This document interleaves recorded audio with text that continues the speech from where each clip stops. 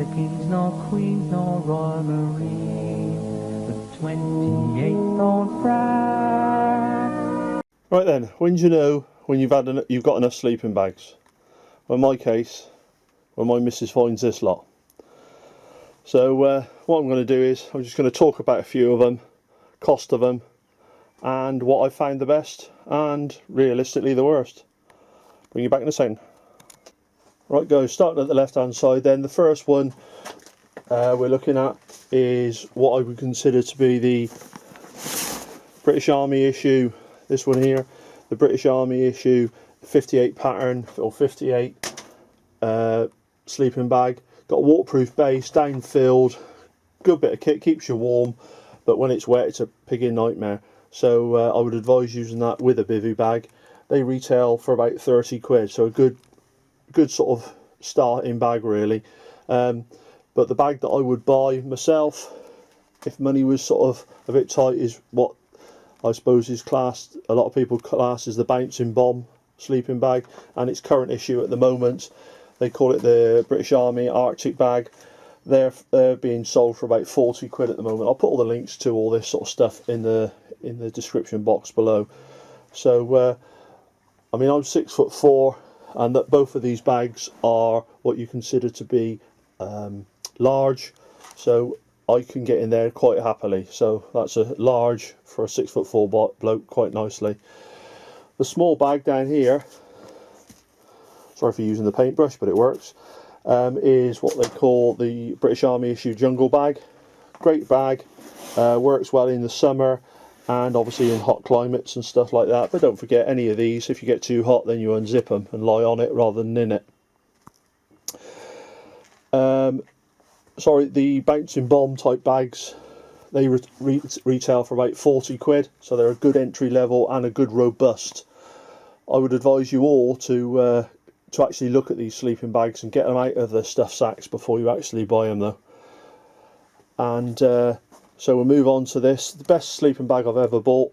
Not necessarily the best sleeping bag out on the market, but the best one I've ever bought, because I paid 120 quid for it, and they're 160 odd quid now. So that's a Snugpak Antarctic RE, bomb proof. Got a nice what they call a boot bath at the bottom, so you can put dirty boots, you know, wear your dirty boots in there if you'd want to.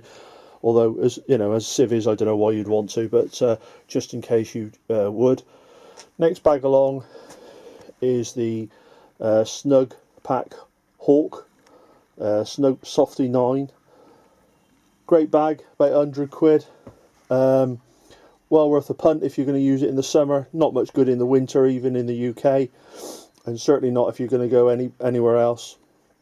Again, all of these bags I would use in conjunction with the bivvy bag, and I'll show you which bivvy bag I would recommend in a minute. One of my not so good purchases is this Highlander Ranger. Is that how you spell Ranger? Yeah, I reckon it's a knockoff, but anyway, cost me about 30 quid, and I wouldn't buy it again. But again, it's handy to have perhaps in the car if you get stuck somewhere. Moving on then to me, sort of what I would consider to be my fishing kit. I've just done a video on my sleep systems. This is a sleeping bag, a TF Gear sleeping bag, and a TF Gear over blanket. Have a look at the fishing gear, guys. Don't discount it just because it's fishing gear. It's green, it works, and fishermen don't like getting cold any more than anybody else do. So it's worth having a look at this sort of stuff, especially if you're going to use it in a tent and in conjunction with the fishing beds and stuff. Right, so that's a quick look at my selection of sleeping bags, or some of them in fact, and I'll just get them out of the way and we'll have a quick look at the roll mats and the bivvy bag. Cheers. Right then, here we go, a few roll mats just to look at so you don't get bored stupid. I ain't going to bring them all out. The old British Army issue foam mat, it works. The idea of a kit mat is just to keep you something between you and the floor, and it keeps the heat in your body where it should be, especially at night. Gives you a good night's sleep there, you're able to perform the next day. Downside of these are they're big, they're bulky, but they don't weigh anything, if I'm honest, and they're as cheap as chips. Next one along is something by a discount shop in the UK, self-inflating mat. Doesn't really self-inflate, you have to blow it up after. I've had it sort of about 5-6 years now. It doesn't blow itself up, but again, if you look at it in comparison to the roll mat, although it isn't as tight as it could be, it's quite a decent size, and it's got foam inside and you can blow it up yourself. It certainly hasn't leaked, and I've used it everywhere, so that's a good bit of kit.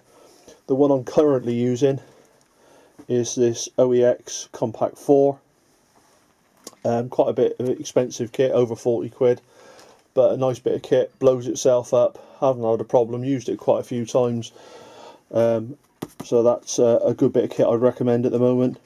And a really excellent bit of kit, although it stopped blowing itself up, again retails for about 35 quid. I'll put the descriptions for all this stuff down in the comments box. It's the British Army self-inflating mat. It stopped inflating itself, but again it still hasn't sort of let itself down or got any holes in or anything like that. But you can see the size of this sort of kit in comparison with my hand. There you go, and you can see that's massive. It's just an idea of the kit that you can get. So nice, as cheap as chips. This was from, like I said, Lidl, Aldi type place. It was less than 15 quid, and they sell them ever so often.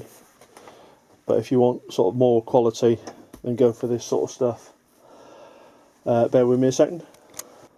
Gotta love it when the phone rings. Anyway, moving on quickly. All of this kit, for me, that's the only bivvy bag, British Army issue bivvy bag. That's the only one I'd recommend at the moment.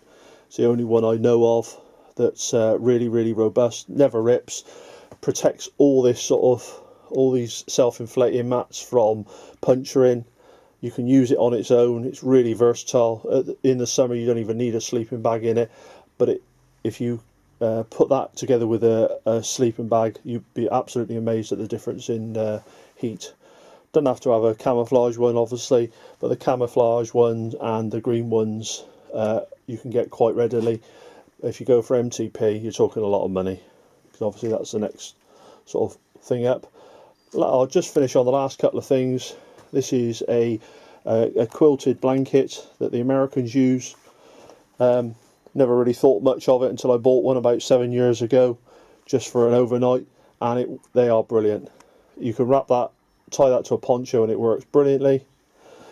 Again, I'll put a link for that in the bottom. Cheap and cheerful mosquito net by Highlander. Keep all the bugs off me, especially when I'm camping down by a river. And then finally, a nice, give you an idea of the size, not self-inflating pillow, a blow-up pillow that I use sometimes. Guys, like I said, this video is sort of for those who haven't got much experience and what kit do I buy.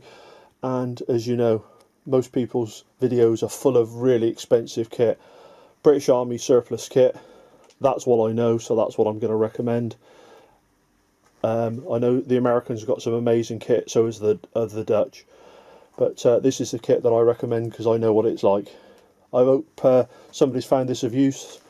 Please leave comments in the box if you have, and hopefully I'll see you in the next video. Cheers.